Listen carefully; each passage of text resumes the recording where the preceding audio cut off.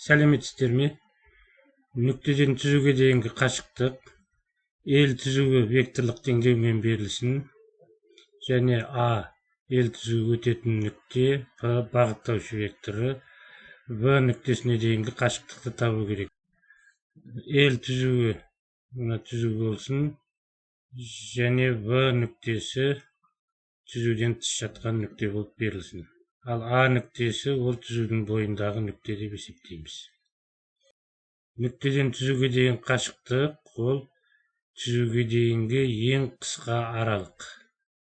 Демек, перпендикулярдың ұзындығы, Б нүктесінен түзуге түсірілген перпендикулярдың ұзындығы.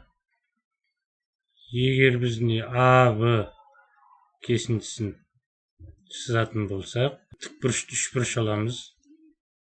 Ана бұрышты альфа деп белгілесек, В-сының ұзындығы бізде нүктеден түзуге дейінгі қашықтық болсын. В-сының ұзындығы.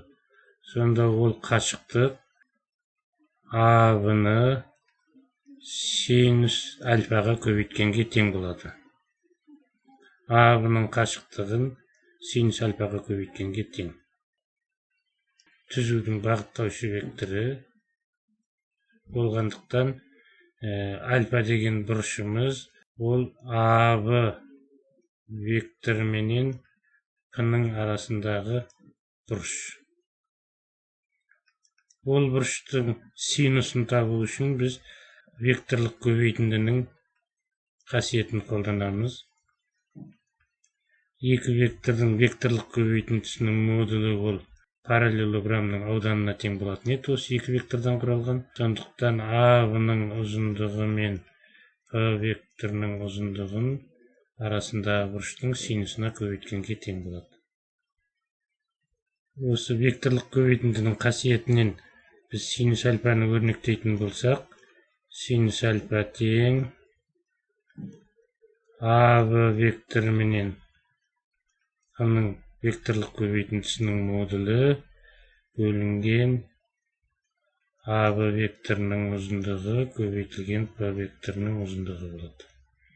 Енді біз қашықтықты табудың формуласына синус альфаның орнына қоятын болсақ, қашықтық тең болады АВ көбейтілген АВ менен П векторының векторлық көбейтіндісінің модулі бөлінген АВ-ның модулі, мына жерде де модулі болады ұзындығы, П-ның модулі.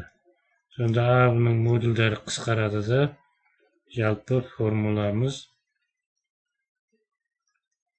АВ мен П векторының векторлық көбейтіндісінің модулін П векторының модулына бөлгенге тең болады. Нүкте мен түзудің арасындағы қашықтық осы формуламен есептеледі. Жалпы жағдайдағы формуласын қорыттық. Енді мысалмен де қарап көрейік. Кез келген түзудің теңдеуін ала салайық. Түзуіміз 1, 0, 2 плюс лямбда 2, 1, минус 1 түзу векторлық теңдеуі берілсін. Және В нүктесінің координатасы 2, 3, минус 2 бола салсын. Енді осы ел түзуі менен В нүктесінің арақашықтығын табу керекпіз. Ол үшін алдында айтқан бойынша мына түзудің өтетін нүктесін біз А нүктесі деп алатын болсақ, АВ векторы менен П векторының векторлық көбейтіндісінің модулін табамыз, және П векторының модулына бөлеміз. Демек, біз векторлық көбейтіндіні тауып алуымыз керек. АВ векторының координатасын тауып алайық. АВ векторының координатасы 2 минус 1, 1-ге тең, 3 минус 0, 3, минус 2, минус 2, минус 4-ке тең. Енді векторлық көбейтіндіні табу үшін матрицаны қолданатын едік.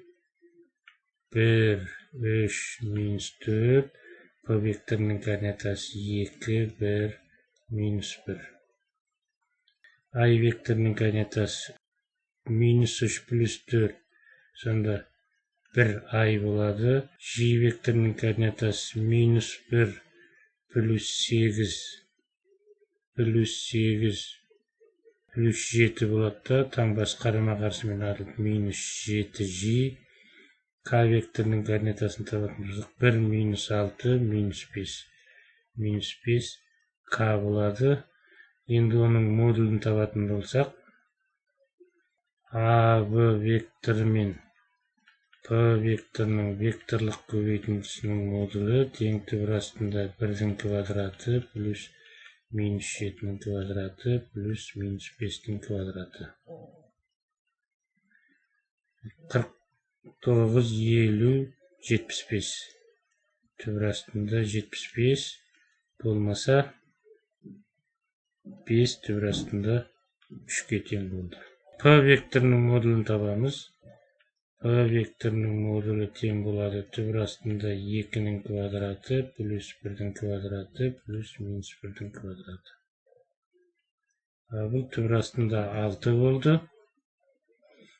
Демек біздің қашықтығымыз тең болады 5 түбір астында 3 бөлінген түбір астында 6 болмаса 5 бөлінген түбір астында 2-ге тең, қысқартып жазсақ.